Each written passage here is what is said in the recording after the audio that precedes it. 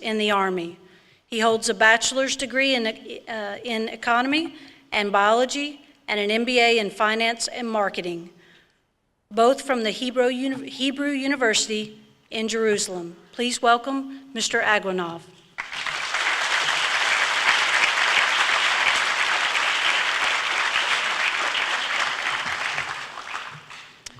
Hello, everyone. I would like to thank, first of all, to Dr. William Soto Santiago and the Global Embassy of Activists for Peace for the Education to Remembering project. And thank you all, guys, for honoring the 6 million Jews that were murdered during the Holocaust. When courageous survivors, such as Mrs. Rose Williams, give personal accounts of the Holocaust, I am amazed and deeply touched by listening to the stories of the victory, of light over darkness. Many of you have read about these stories throughout your education and seen movies, but what she will tell you will impact you in a different way. By telling her personal story, we ensure that no group will ever have to experience such an horror again. Thank you, Ms. Williams. This is, in my opinion, the goal of the project, like Educating to Remember. They bring these tragically real stories to you so that you may remember them as you go into the world. Children and students are the future of this world, of course, and you are the hope that can prevent this from happening again. As a representative of the State of Israel, I see it is my duty to educate about Holocaust and what these horrific events mean to me, the Jewish community, Israel, and the world. You see, the word genocide did not exist before 1944, and by understanding the term genocide, we can begin to understand why the Holocaust is the unfortunate definition of the world.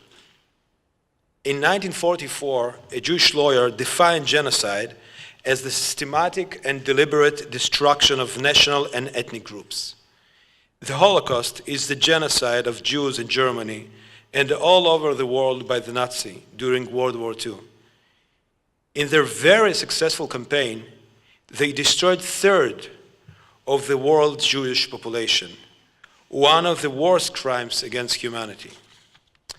But what did the Nazis in Germany do that was so horrific, that it is one of the worst crimes committed against humanity? It did not begin with gas chambers in Auschwitz, which would kill 800 Jews in 20 minutes. That came after. It started with defining certain people as enemies and unworthy of dignity and life. This includes Jews and others. Anyone who belonged to these groups could be sent to concentration camp, sterilized, or killed. There were laws that forbid Jews from owning farms and businesses. Jews' lawyers were dragged out of their offices, and Jews were excluded from schools and universities. Then, on the night of broken glass, the Kristallnacht, over 7,000 Jewish shops and synagogues were destroyed all over Germany. It is very worrisome to see events of racial and ethnic hatred in this day. If you follow the news, you have been seeing the mass shooting at Emmanuel African Methodist Church in South Carolina by a white supremacist, a Texas mosque burned to the ground, and most recently, Jewish cemeteries in the United States vandalized. These acts are individual acts of racial and religious violence and intolerance. It was this intolerance for the Jewish people that led Adolf Hitler and the Nazis to decide that the complete extermination of this religious and ethnic group, my ethnic group, was their final solution. What was the result of the final solution? By the end of the Holocaust, there were countries that lost close to their entire Jewish population. Poland, 2.9 million, more than 88% of all the Jewish population. Soviet Union, 1 million, third of all the Jewish population of Soviet Union. Lithuania, 200,000, more than 95% of all the population there, of the Jewish population.